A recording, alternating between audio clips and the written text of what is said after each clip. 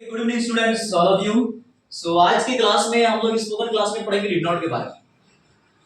ये did not, ये जो है पास्ट टेंस में इसका प्रयोग होता है और पास्ट टेंस में सेंटेंस को नेगेटिव बनाने के लिए इसका प्रयोग किया जाता है। जैसे कोई भी हिंदी को अगर बोलना हो, मैं नहीं गया, आप नहीं खाए, हम लोग नहीं खेले, वे लोग नहीं पढ़े, ऐसे हिंदी को इंग्लिश में बोलने के लिए हम लोग किसका प्रयोग करते हैं? डिड नॉट का प्रयोग करते हैं। तो मैं एक स्ट्रक्चर देता हूं आप लोग को, बहुत ही सिंपल तरीका से कोई भी हिंदी को इंग्लिश आसानी से बोल सकते हैं। जैसे मेरा सब्जेक्ट है, सब्जेक्ट की जगह आपको सब्जेक्ट बैठाना है, इसके बाद आपको डिड नॉट लिखना है, डिड नॉट के बाद वर्ब का पहला फॉर्म लिखना है, इसके बाद आपको ऑब्जेक्ट लिखना है। ठीक है, समझ में आ रहा है सब लोग को? आप देखो, यही स्ट्रक्चर का पालन करते हुए हमको सेंटेंस बनाना है। मान लिया कोई हिंदी लिखा हुआ है, जैसे यहां लिखा हुआ है मैं नहीं गया, क्या लिखा हुआ है? मैं नहीं गया। तो इस स्ट्रक्चर के आधार पर हमको बनाना है। ठीक है, तो सबसे पहले मैं का इंग्लिश क्या हो जाएगा? आई। आई मेरा क्या हो गया? सब्जेक्ट हो गया। इसके बाद सब्जेक्ट के बाद हमको क्या लिखना है? Did not.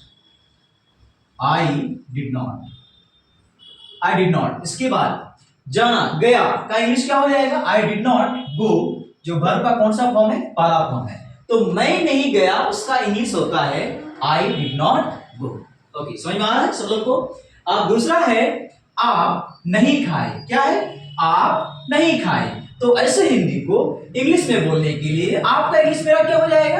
यू। यू के बाद, यू मेरा सब्जेक्ट हो गया, यू के बाद हमको क्या लिखना है? Did not. You did not.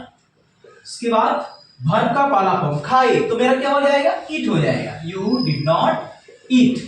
English क्या हुआ? You did not eat. इसके बाद थर्ड है मेरा हम लोग नहीं लिखे। हम लोग नहीं लिखे, तो हम लोग का मेरा क्या हो जाएगा? वी होता है हम लोग का। वी मेरा सब्जेक्ट हो गया, वी के बाद हमको क्या लिखना है? Did not. We did not. इसके बाद क्या है? लिखे। तो लिखने का इंग्लिश क्या होता है? We did not write. हम लोग नहीं लिखे। ओके, आ रहा है ना सब लोगों को समझ में? अब इसके बाद फोर्थ है वे लोग नहीं पढ़े। देखो, पढ़े और पढ़ाना फर्क है। वे लोग नहीं पढ़े, तो वे लोग का इंग्लिश मेरा क्या हो जाएगा? दे। इसके बाद दे के बाद हमको क्या लिखना है? Did not. They did not. इसके बाद पढ़े, they did not study. They did not study. Okay, इस तरीके से बन जाएगा आप लोग से। इसके बाद है सुनीता नहीं पढ़ाई। सुनीता नहीं पढ़ाई, क्या हो जाएगा? तो सुनीता मेरा क्या हो गया? एक सब्जेक्ट है मेरा, जो मेरा नाउन भी होता है। सुनीता के बाद हमको क्या लिखना है? डिड नॉट लिखना है। Sunita did not. इसके बाद पढ़ाई मीन्स वो टीचर है मान लिया, तो पढ़ाई, पढ़ाने का इंग्लिश क्या हो जाएगा? Teach. Sunita did not teach. Okay, आ रहा है समझ में सब लोग को? अब है अजय नहीं काम किए। अब अजय, तो अजय जो है मेरा, हम लिखेंगे यहां, ये एक सब्जेक्ट हो गया मेरा। अजय मेरा सब्जेक्ट है। इसके बाद हमको लिखना है did not. Ajay did not. इसके बाद काम किए, तो काम करने का इंग्लिश क्या होता है? Ajay did not work. Ajay did not work. Ajay नहीं काम किए, इसका इंग्लिश होता है Ajay did not work. Okay, अब है वह नहीं किए।